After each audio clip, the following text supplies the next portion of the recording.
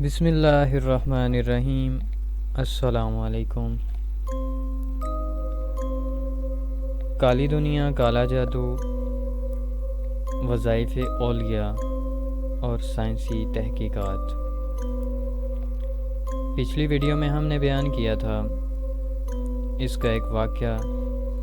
اب آج ہم باقاعدہ ایپیسوڈ 1 سے اس کا آغاز کرنے جا رہے ہیں، جس میں جادو کی ابتدا اور جدید و قدیم سائنس کا ہم ذکر کریں گے اور بیان کریں گے جادو کیا ہے اور اس کی تعریف کیا ہے۔ جب انسان کے شعور نے پہلی انگڑائی لی تو اس نے پاؤں تلے دھرتی دیکھی جو کبھی ٹوٹ جاتی اور بانجھ عورت کی مانند زندگی سے منہ موڑ لیتی اور کبھی پھر ہنسنے لگتی۔ اس میں جان پڑ جاتی اور اس کی کوکھ میں چھپا ہوا تخم پھل پھول کر شادابی و سرسبزی لاتا، مان کر مہربانی ہوتی۔ اگرچہ وہ دھرتی کا پوت تھا، پھر بھی وہ بہار خزاں کا بھید نہ پا سکا۔ گردش شب و روز اور موسموں کا اندیکھا چکر نہ سمجھ سکا، اور اگر بات سمجھ میں آئی بھی تو صرف اتنی کہ دھرتی سال کے ایک حصے میں مر جاتی ہے اور دوسرے حصے میں پھر سے زندہ ہو جاتی ہے۔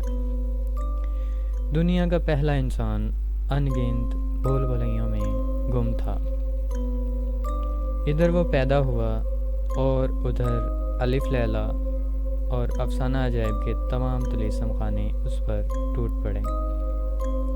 اس بات سے وہ بے حد پریشان اور حیران ہوا، لیکن کوئی بات نہ پا سکا۔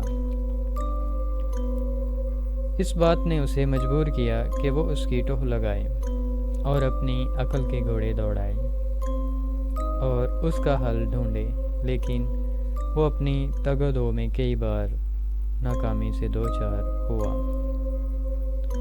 اس نے کائنات کے ہر پہلو کے دوزخ دیکھے، اس نے صبح نو کو بھی دیکھا اور شام موت کا بھی نظارہ کیا،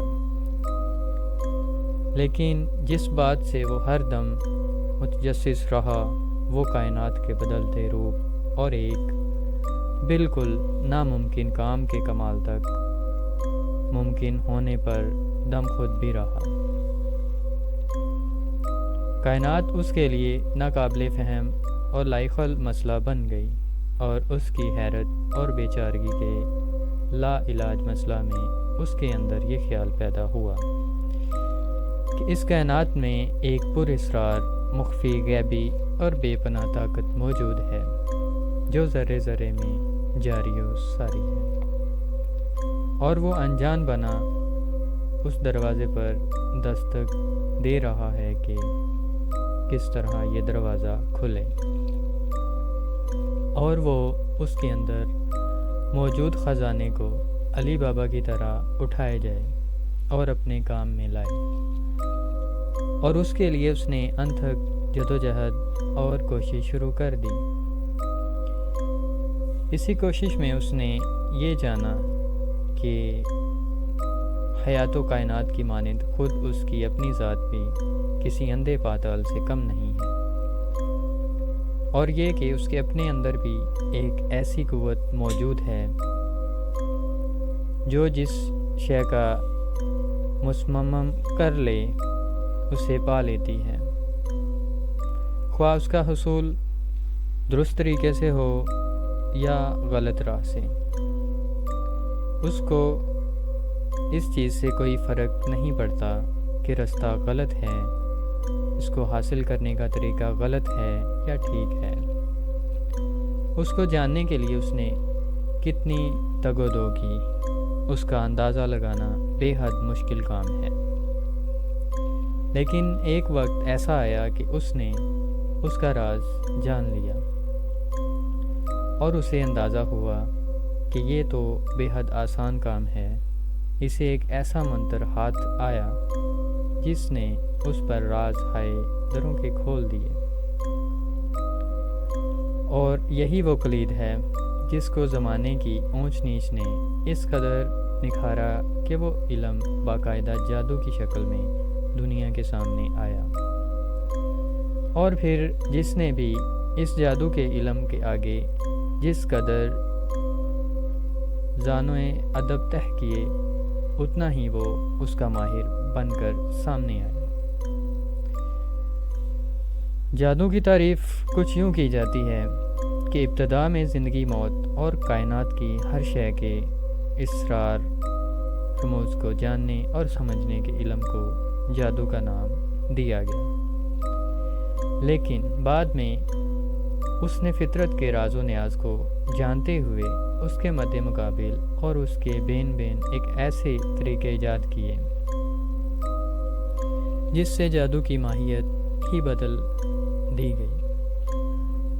اس لیے جادو کی تعریف کچھ یوں ٹھہرائی گئی: ایک ایسا فن جس میں ہر وہ کام اپنی حسب منشا پایہ تکمیل تک پہنچایا جا سکے، خواہ اس کے ذرائع جائز ہوں یا ناجائز، خواہ خدا بندی کے تابع ہوں یا اس سے بعید، لیکن در حقیقت انسان راہ حق سے بھٹک کر شیطانی راہ پر جا نکلا، کیونکہ ہر کام کے پایہ تکمیل تک پہنچنے کا واحد راستہ ظلم و ستم اور ایذا رسائی پر مشتمل تھا، اور یہ راہ ایسی ہے جو اللہ تعالیٰ کی رضا اور منشا سے متصادم ہے۔ اس لیے اس کو شیطانی افعال کا نام دیا گیا ہے۔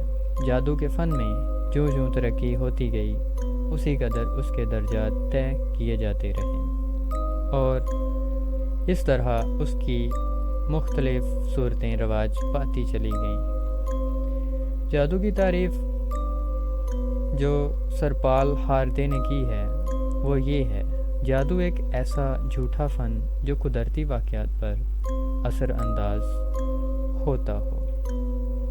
یہ تھا ہمارا پہلا ایپیسوڈ۔